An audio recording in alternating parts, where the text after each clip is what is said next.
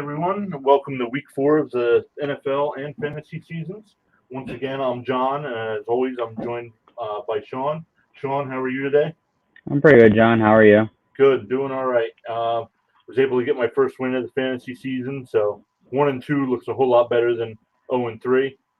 So Yeah, yeah. I hear you on that one. I'm 0-3 in one and 3-0 in another. yeah, so man, total opposites. That's weird. So we're going to jump into the game tonight a little bit. We have the Jaguars, who are 0-3, versus 2-1 Bengals.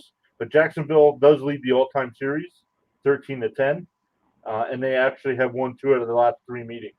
I know these teams only face each other once every 2 years or so because they're both AFC teams. So, but I mean, history, you never know what's going to happen in a game. But what are you expecting tonight?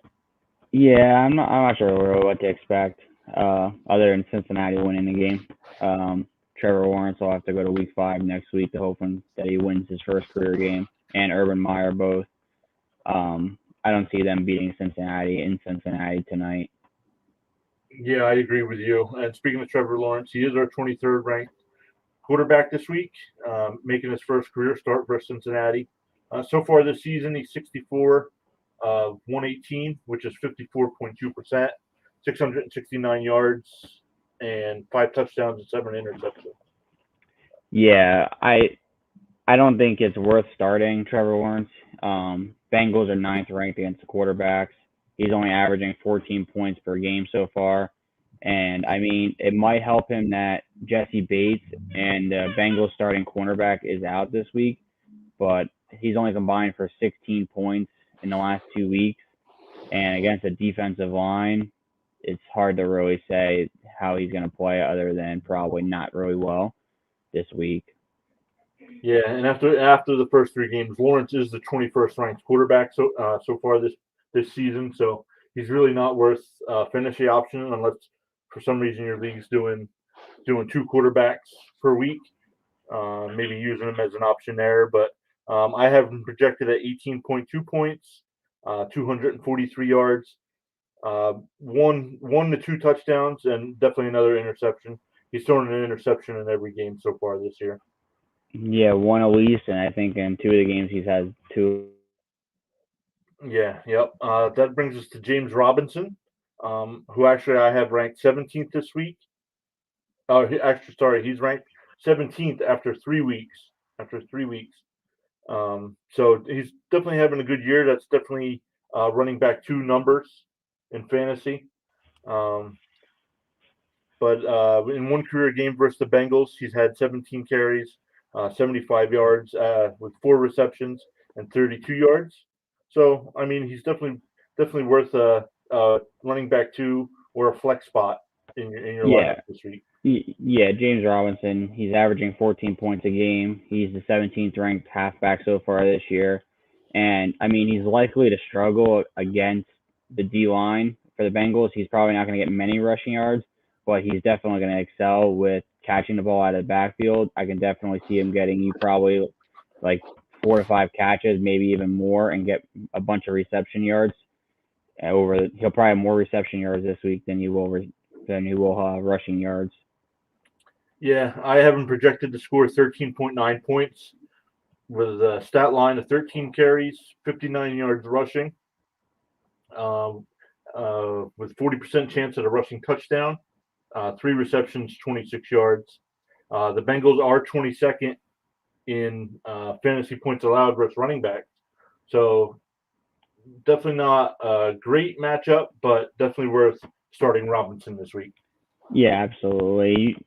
He's going to get you the points. It's just a matter of how he's going to get them. He could get you uh big game like last week against the Cardinals. I think he had 92 yards rushing, and I think he had like 50 yards receiving, and he had a rushing touchdown. Or he could have you the opposite. It could be 90 yards receiving and 50 yards for catching.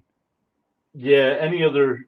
Would you even consider either using Carlos Hyde or anybody else on that running No, back no group? way, no way. Unless some freak thing that back-to-back Thursday night football, you have a starting running back get injured early. There's no way you start any of them because you can't guarantee you're going to get any points with either of those two. Yeah, let's jump over to the wide receivers now. Marvin Jones is ranked as the 24th wide receiver this week, and is actually the 24th ranked wide receiver on the season. So that's usually a low end wide receiver two or wide receiver three, depending on what your league does.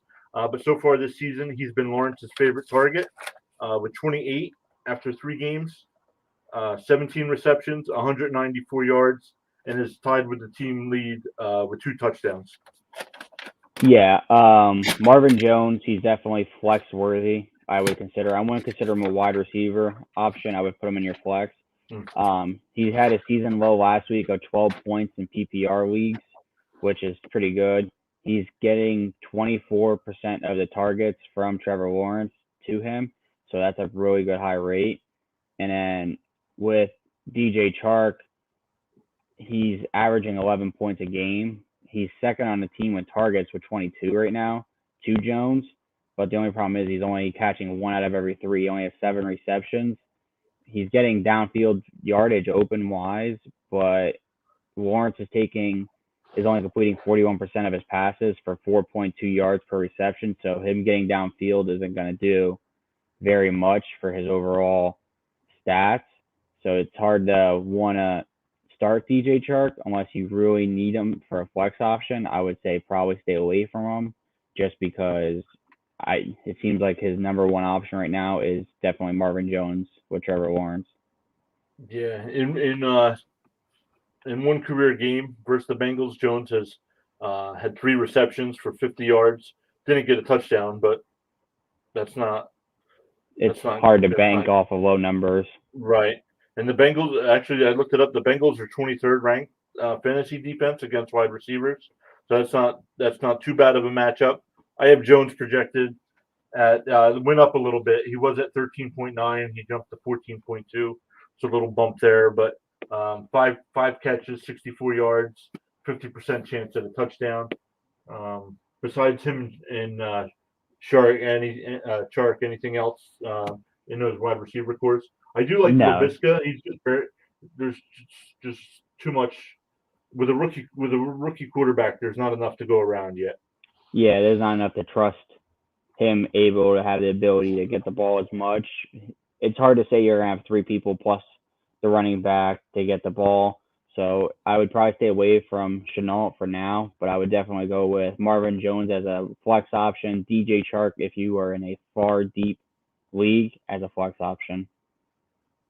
Yeah, and I think he's definitely had a disappointing season so far. He seems to get a lot of love in fantasy leagues, but he's I believe 37th on the season in wide receiver ranking. So hopefully once Lawrence gets a little bit used to the offense, hopefully those numbers will improve. Yeah, And I do have him projected at 4 catches, 57 yards, and a 40% chance at a score. I do think Jacksonville is going to be able to score some points tonight. I don't think they'll win, but I do think they will be able to score 21 points or so. yeah, I think it'll be a pretty back and forth first half, and I think second half is when Trevor Lawrence is gonna show his rookie mistakes. Same he did last week against Arizona. They were leading, I think it was 19-10 or something at half. They were up at halftime, and then next you know they ended up losing. 20, it was 31-19. They ended up losing final score. So I wouldn't consider, like I said, doing anything involving Trevor Lawrence, but I would consider definitely starting Marvin Jones. And then continue with the Jaguars here. I was going to see if there was any tight ends or kickers or using the defense, and it's giving me an error when I look at the kickers. So probably I think it's trying to tell us something. Don't put a kicker in your lineup from the Jacksonville Jaguars. so. Let's. And Oh, go ahead, Sean. I wouldn't even consider a tight end from them or their defense. It's neither of them are starter worthy. Yeah, agree with that. Let's jump over to the Bengals here. Joe Burrow is making his second career start versus Jacksonville. They actually won the game last year, 33-25, in Burrow's rookie season. In that game, he was 25 of 36, 300 yards, 1 touchdown to 1 interception. Yeah, if you have a deep league and you have a questionable starter and you have Joe Burrow, I would consider starting him. He's averaging 20 points per game fantasy-wise this year, and Jaguars defense has been averaging over 20 points of fantasy per quarterback they faced. Their lowest being last week was against Kyler Murray, which they gave up 17 points. So I would still say they're right on the edge. I mean, Kyler Murray didn't have a great game last week, but he was also not having a good game without DeAndre Hopkins fully healthy. Right. So I would say if you have Joe Burrow and you questionable starter, start him tonight. Yeah, absolutely. Jacksonville is 20th ranked in fantasy against quarterbacks. So I have Burrow at 22.6 points. Going, let's see, I just want to double check because I did update him. 23 of 34, 258 yards with 2 touchdowns and a pick, and add in maybe a couple rushing touchdowns for 10 to 15 yards, something like that. So definitely get Burrow into your lineups this week. Well, at the low end, if he's your only option, I would say get him into your lineup. Yeah, low end starter, high end, you don't start him if you have someone better, obviously. Right. Yeah, and jumping over to Joe Mixon, I have him as a 3rd ranked running back on the season and for this week. Anything on Mixon before I get into some stats here? He's getting the ball for 84% of the time so far for the Bengals right now, this in the early season of 3 weeks. So you definitely want to start him, especially against the Jacksonville defensive line that's not that great. He's going to get you probably north of 20, almost 20 points of fantasy this week, I think. Yeah, absolutely. And I have him projected right now at 17.7, with 20 rushes for 88 yards, 70% chance at a touchdown, adding 3 receptions with 21 yards. I actually think his numbers will be better than that. Yeah, I believe in the second half they will run the ball more because I think, like you said, they will pull away and there won't be a need for Burrow to throw the ball. Yeah, exactly. I believe the same thing. And then jumping over to wide receiver with Jamar Chase there, he's averaging 3.56 fantasy points per catch that he's getting so far this year, which is pretty high for a rookie in his 4th career game. Wow, per catch, 3.56 yards. So he's got 4 touchdowns, I believe, on the season. He actually broke the record from Randy Moss, I believe, last week that had the most rookie receptions, touchdowns in his first career 3 games. Yeah. Before I jump into the wide receivers, I just wanted to go back to Mixon for a little bit. He is on the season. He is averaging 22 rushes and 95 yards a game in the first 3 games of the year. So definitely worth the running back 1 spot this week. Absolutely. But yeah, like you said, Chase is actually the 17th ranked wide receiver this week.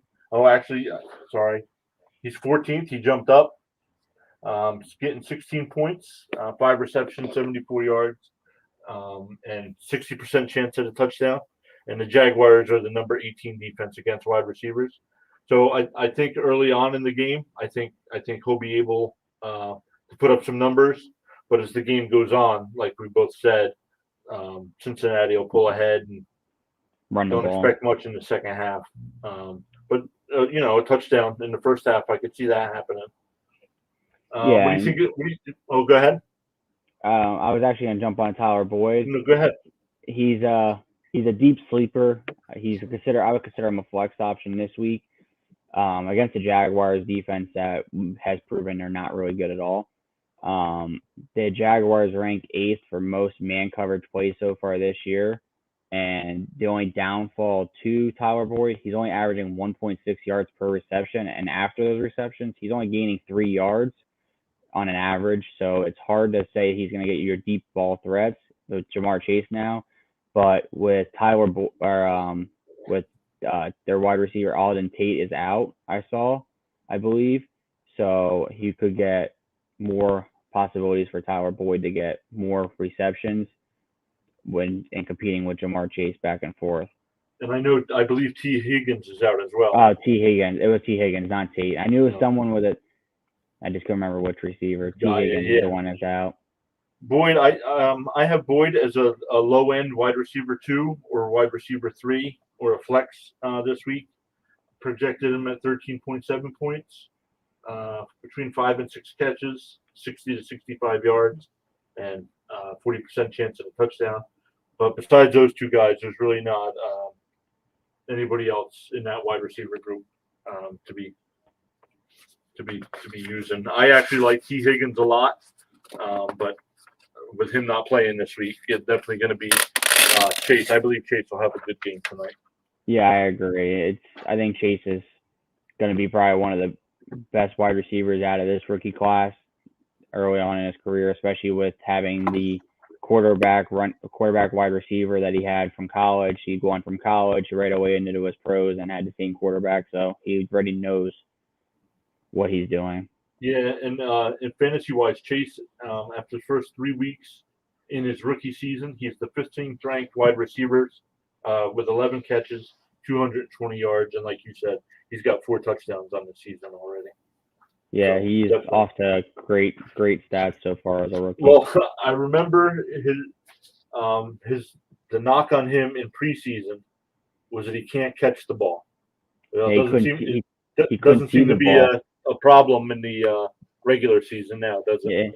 Yeah, he couldn't see the ball because in college they have the white stripes on the football, and in the regular NFL balls don't have the white stripes, so he couldn't see the ball coming at his angles. And I guess Joe Burrow figured if you just throw the ball up for 60 yards deep, he's going to catch the ball coming down. Yeah, absolutely. McPherson this week. I know Cincinnati's going to be able to move the ball, but I don't know if he's going to score enough points. He's the 15th ranked kicker on the season, on the season. So, and he's 13th this week. So most leagues have a max of 12 teams. So probably not worth starting him there. And the Bengals, I'm not too sure. I know they are going up against a rookie quarterback, but what do you think of the kicker and the defense this week? Kicker, Evan McPherson. He's a good kicker. He's proven so far as a rookie. He's really good. Defense-wise, if you have Cincinnati, I definitely would start him this week. I just think against Trevor Warren, you're going to get a turnover, maybe even 2, maybe even 3, at a far deep like interception turnover ratio. You're going to probably get 3-4 sacks, possibly even against a mediocre offensive line to a decent defensive line. I think the Bengals are averaging, I think it's 3 sacks a game so far this year. And I think they've had 2. I think they have had 2 games where they've even had 5 sacks. So I definitely consider starting the Bengals this week. I think that against Trevor Warren in Cincinnati, the noise ratio on a Thursday night football game up there, I think you'll have a pretty good scoring wise on a defense if you have them starting on a Thursday night football game. Yeah, and I do like Cincinnati tonight. Not enough to make them a best bet because I just didn't like this matchup really. But anything else on this game before we move into the next game? No, nothing actually at all. I think we've gone over what we need to go over, who the stars are going to be for this game, and I think it's hard to trust anyone outside of the major stars to want to start in your league. I wouldn't really go further than having maybe 4 people in 4 or 5 people out of this game wanting to be a starter. Yeah. Before we get into the next game, if there's anybody in the chat, just go ahead and drop a question in the chat. I do want to show. I did get a question on Twitter that I didn't share with you today, but let me get this other one off the screen. It said I blocked the username out just in case, but it said Pure Journal Fantasy Sports. Which 2 do you start? Saquon versus the Saints, Kareem Hunt versus the Vikings, or Chuba Hubbard against the Cowboys defense? Now I did respond to him, but I wanted to get your take on this question. You start Barkley and you start Hubbard. Oh, and I'm sorry. Okay. Yeah, which 2? Barkley and Hubbard. Yeah, you start Barkley against the Saints defense. I mean, Barkley's going to get you the catches after the yards when he catches it. And the rushing yards, he's actually been improving each week. He's getting more and more reps as a starter because they're finally seeing that he's over 100% or almost 100%. Hunt, you don't start him against the Vikings defense. They're not going to give up many rushing yards, especially with Nick Chubb to the backup Hunt. You're not going to give up that many yards to him. He might get a rushing touchdown, but that's I wouldn't consider him over 50 yards, probably rushing, maybe 50 yards receptions. And Hubbard, I think, is actually going to have a really good game with Sam Darnold. He showed last week in the 3 1/3 quarters that he was a really good player for the Panthers, and against the Cowboys defense where they might give up a few deep catches. I think Hubbard could be one of those people that get one of those receptions and turns upfield and can gain 20, 30-yard chunk change. So I would say Hubbard and Barkley myself. Yeah, and that was my response. He was a little concerned because Barkley is still on the injury report, but I think that stems from last year's injury. And I looked up Barkley's stats each week. His carries or touches, factoring in catches, have gone up each week. I think he's getting to be 100%. Yeah, he said that he's ready to get unleashed. So, and when he's ready, I think you're going to see the storm is coming, and Barkley's going to unleash himself and show that he was worthy of the number 2 draft pick 2 years ago.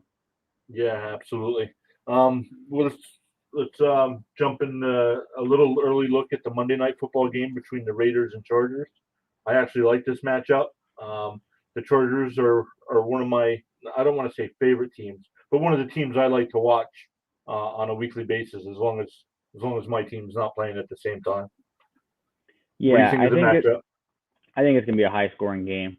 I think you're going to see north of 50 points overall in the game combined. I think you're going to see a back-and-forth division rival Monday Night Football game. The Raiders and Chargers have always proven that the game could be a blowout in the first half, and somehow in that second half, it's a real close game. I remember a few years ago, I think it was Monday Night Football, they went back and forth, and then one scored with like a few seconds to go, or like a minute maybe to go in the fourth, and then the other one went right down the field, and they scored a touchdown and won a game. So you could definitely, if you have fantasy players for Monday Night Football, I would definitely want to put them in your lineup because it's worthy of starting. Yeah, absolutely. On the season, the Raiders are 3-0. The Chargers are 2-1 with a big win over the Chiefs. And the teams, I looked it up. You said something about 50 points a game. The teams are averaging a little over 51 points per game in the last 4 matchups with each other, and the Raiders have won 3 of those 4 games. So yeah, this will be a good matchup. Yeah, but you also got to consider Phillip Rivers was a starter 2 years ago. So I would say with Justin Herbert being the starter now, I think last year they won 1-1. They each won their home game, I believe. So I would consider them being a different team now, and I think it's definitely worthy of putting in this game for anyone in your fantasy lineups. Yeah, absolutely. Let's jump in. Derek Carr, I have him ranked as the 12th fantasy quarterback this season, but he's 15th this week, and he's got a tough matchup. The Chargers are the number 5 defense against fantasy quarterbacks. I'm not sure if I would start him this week. He does actually lead the league in passing yards. I believe he's got 1,203 yards on the season already. But this is a tough matchup. Listen, I still have him projected at 21 points, almost 280 yards, 2 touchdowns. So I would sit him. What do you think? Depending who you have as your quarterbacks, I would consider starting him. Just because he actually, dating back to last year, the last 7 games, he's gotten over 24 points of fantasy points per game. 2 of those being in overtime this year, week 1 and last week in week 3. But he's averaging a decent amount of points per game. Yeah, you might get your costly 1 or 2 turnovers out of him, but you might also get 5 touchdowns out of him and 400 yards. So depending on who you have as your quarterback, same with Joe Burrow, you got to consider him being a deep starter, especially because he could also be that player you need coming from behind in a matchup Monday night, saying like you're down points and like, all right, I have Derek Carr, I should be able to get 20 points out of him knowing I'm down 19, say. Yeah, absolutely. Jumping over to running backs, I personally don't like any of the running backs on Vegas. I almost said Oakland. I know the Chargers actually aren't very good against the running backs. I just don't like, and I don't know, has Josh Jacobs been cleared to play? Do you know? No. Um, I'm just going to talk as an overall for Las Vegas as running backs. Don't start any of them. Yeah. Kenyon Drake, you would think with Josh Jacobs being injured, he was going to get most of the carries. Since his injury week one, him not being 100%, I would say even 50% since week one, he missed the last 2 weeks. Peyton Barber has actually been out touching Kenyon Drake as a third stringer. And last week, I think Alec Ingold, their fullback, even was getting touches and got a touchdown even. So I wouldn't consider starting any of them. They're not going to Derek Carr's not going to hand the ball off in key situations to any of those running backs unless Josh Jacobs is back there. And even when he is, I wouldn't still consider him. Truthfully, if you have any of the running backs, I would try to maybe even trade them right now just because I wouldn't trust any of them because Derek Carr has never run the ball a lot as his offense. He's always been a throw the ball deep and let them get the ball kind of thing. He's always been a 300-plus yard kind of quarterback.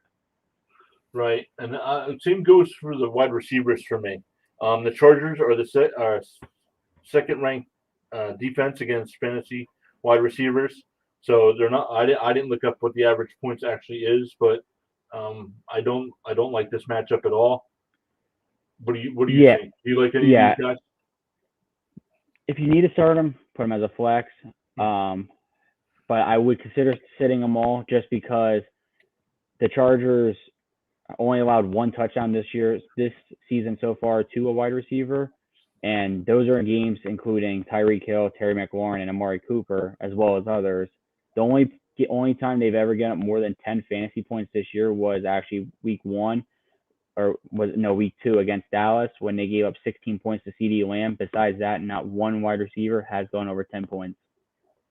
Wow.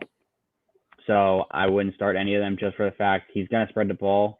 All 5 of those guys up there have gotten the ball multiple times each game. And they have, like we said, they have 3 to 4 running backs. And you have Darren Waller as well to get the ball. So there's possibly 10 to 12 people that could physically touch the football as a receiver in the game. So I wouldn't trust them with any of them. Yeah, absolutely. And you brought up Waller. I absolutely love him this week. He would be the only reason why I would consider starting Carr because I think these guys are going to hook up. I believe Waller had like 10 catches week 1, so that could be an option this week. And the Chargers are the 27th ranked defense against tight ends, so there's going to be plays there for Waller to make. Yeah, no doubt. Darren Waller is top 3 tight end in the league. The only people even in consideration of being a top tight end is George Kittle and, of course, Travis Kelce. Travis Kelce is by far the number one wide receiver or number one tight end. You can almost consider him a wide receiver, but I mean, you gotta consider Darren Waller as one of the tops when it comes to fantasy wise because he gets the catches and everything. Yeah, absolutely. Carlson, I have as the 11th ranked kicker. What do you think? If you have him in a league, start him. He's getting, I think he averages almost 8 points a game so far this year. He's got a good leg. They'll trust him going for 60-yard field goals. I mean, it might not be Justin Tucker range at 66, but he might get you a good 50-yarder. I think week 1 he had 3 field goals and a couple extra points. Same with week 2, and then last week I think he had more field goals and extra points as well. So he's gonna come up clutch, and he's gonna end up getting you the fantasy points I think you will need. He's one that I would trust as a kicker. I know I have him in 2 of my leagues. I trust him actually as one of the kickers to have. Oh, okay. Before I jump over to the Chargers here, when you were texting me on Sunday during the games, I had saw that Tucker kicked the 66-yarder, but what happened where you said there should have been a penalty? Yeah, there was They did not show that in the highlights. There was definitely a delay of game situation, or what we feel like was a delay of game according to the TV, where they gave Tucker, I think it almost was 4 seconds. You could count that the time clock for Lamar Jackson was at 0 before he hiked the ball and threw it out of bounds. And even when he threw it out of bounds, he threw it behind the line of scrimmage, and it was so far out of bounds, it wasn't like there was a receiver and even in the area to catch the ball. So there could have been also a intentional grounding call.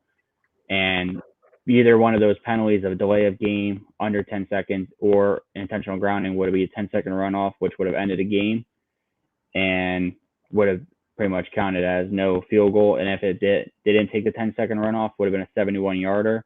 And no one in mankind is making a 71-yarder in any situation. I mean, Tucker made it by literally 2 inches when he hit the top, when the football literally hit the corner of it and just bounced luckily over and not down. Right. Let's jump over to the Chargers here. I have Herbert as the third-ranked quarterback this week, which stinks that it's a Monday night game because I like using him in my FanDuel lineup every week, but I can't use him this week. But I know Vegas is a 10th ranked defense against quarterbacks. I still think he's going to be able to put up almost 300 yards and 2 touchdowns. What do you think? Yeah, no doubt. 300-yarder game, 2 touchdowns, like you said. You might get that interception, but he's also really good with his legs, so he might get also might get a good chance to have a rushing touchdown with him. So you might actually get 3 touchdowns out of him overall, and I think he's definitely a starter for your fantasy teams, no doubt. You put him in. Yeah, absolutely. Agree with you there. Let's jump over to running back. Anybody before we get to Eckler, anybody you would even consider besides Eckler in that lineup? No doubt. Yeah. Austin Eckler, unless injury, the only person you could trust would be Justin Jackson. He's the only other one that plays as a receiver attached to running back. So other than that, Austin Eckler is your RB1, no doubt. And any fantasy team, he's going to get you. I'd actually consider him a close second to CMC in Carolina, where he's good with running the ball as well as good catching the ball, and they're both very small people as for running backs, so they're hard to get once they get behind tacklers. I know how some people say they can't really see people. Like I know like people say like with Kyler Murray, if he goes running, it's hard to see him being receivers and all that. So I would say that Austin Eckler is a close to CMC, I believe. Yeah, and I have him projected that night to get about 60 yards, 40% chance at a rushing touchdown, but to add 5 receptions for 45 yards, something like that. So definitely get him in your lineups this week. Yeah, he's definitely a starter. Yeah, absolutely. Jumping over to the wide receivers, I have Keenan Allen as the 5th ranked wide receiver, and Mike Williams, who I really like, as the 18th wide receiver. Is there, out of these 2 guys, is there one guy you like over the other one? Yeah. Switch Mike Williams with Keenan Allen stats all day. Mike Williams, 31 targets this year. He's averaging over 10 targets, almost 10 targets a game. And he's gotten, I think, 3 touchdowns so far this year, including 2 last week against the Chiefs, including the game winner. So I definitely consider Mike Williams the better one of the 2 for the receiver wise, for especially with him and Herbert. If, like I said, Mike Williams drops down on the drops per game, he's definitely worthy of being a wide receiver 1. But no matter what, he's in as an RB2 or even a flex. I picked him up actually as a free agent in one of my leagues, and I picked him up after week 1, and I've without a doubt put him in my lineup every week just because he's getting me the points I need every week, and I can trust him because there's not many options out there in LA for Herbert, and Mike Williams, his height, his speed, and his good sideline catching, he's gonna get you the good points that you need. Absolutely, and the Raiders do give up. Raiders are 15th ranked against wide receivers, so they do give up some points. That's about middle of the pack. Like you said, Williams does lead the team in targets, but he also leads the team in receptions, yards, and he has 4 touchdowns on the season. So, like you said, I do like Williams a little bit better, even though I have them ranked opposite. Now, listen, on the season, Keenan Allen still has 21 catches, 258 yards, and 1 touchdown. So he's definitely still a wide receiver one, but they actually have two guys now that can be considered wide receiver one. And Herbert likes to throw the ball for 350 to 400 yards a game. So definitely add these two guys to your lineups. Yeah, no doubt. If you have Mike Williams or Keenan Allen, you're a definite starter. And if you got lucky and you could draft Herbert with either one of those as an option, you're definitely going to gain double the points every game. Yeah, I don't like Jared Cook in the tight end position this week. What do you think? You using him? No. You definitely don't start Jared Cook. I mean, he hasn't proven himself yet. The same goes with the kicker for LA. I mean, he missed, 2 extra points last week? Crucial extra points. They could have had it been a 2-score game in Kansas City and never considered Mahomes having a chance to win. And their defense is their defense. It's against the Raiders. I wouldn't really consider them being worthy of a start right now. Yeah, absolutely. Looking at it, like when we started talking about the game, the teams are combining for over 50 points a game combined. So I wouldn't. I know there's going to be sacks and stuff, but giving up that many points really hurts the defense in fantasy. So definitely not worth playing. Yeah, absolutely. You would definitely sit both. I mean, Vizcano, I would actually just pretty much bench him. I would actually cut him. Actually, I wouldn't even bench him. I would just get rid of him altogether. I'm sure there's better kickers out there you could trust more worthy, because I'm not going to put a guy in my lineup that's missing easy extra points. Yeah, you might get your good field goal kicking, but if you're missing extra points, that's not good for points. I know some leagues, most leagues, you lose a point every time you miss one, so it's hurting you more.